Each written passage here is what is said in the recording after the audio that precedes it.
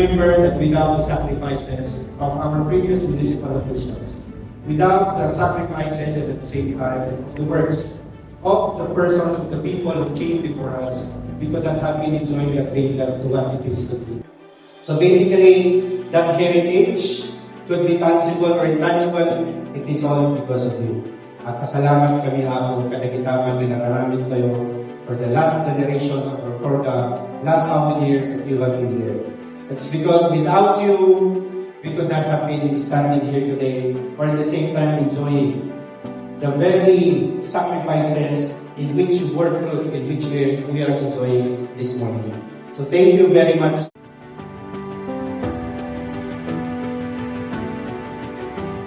Tulong-tulong tayong lahat. Of course, from the Congress, from national government, sa probinsya, sa munisipyo, sa barangay,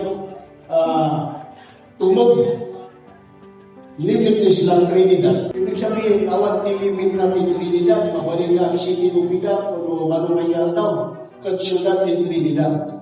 Well, so, with this, we recognize everyone, of course, the awardees, amin kada dito'y. We have a challenge now. Of course, we'll be having the rainy season or the typhoon season. So, masakot siguro at coordinate yung may sakit.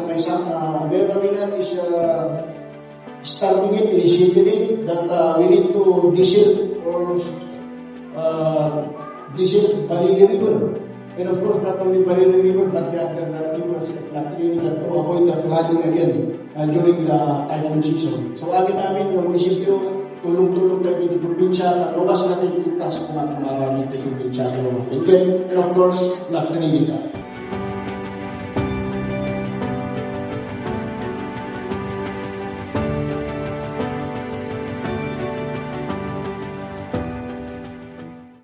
The young people cannot rise above difficult circumstance or the progress only belongs to big cities.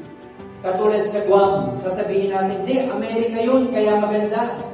But hindi. Ang La Trinidad, ang La Tublay, gumaganda rin kahit maliit yan because of our community. Not just because of the leader, but because of our community. Bawat lugar na nagpo-progress, nagsisimula sa mga tao mas pinipili, maniwala that a better future was possible. Yet, as people of faith, we understand that our abilities and success are not ours alone.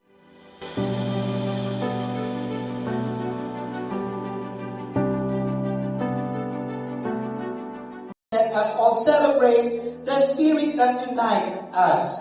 This year's theme, Limitless, La Trinidad. From our mayor talaga ang limitless, local from heritage, boundless ambition. Remind us to cherish the values and traditions that have shaped our community while continuing to dream bigger and work together toward a future filled with opportunities and possibilities for all.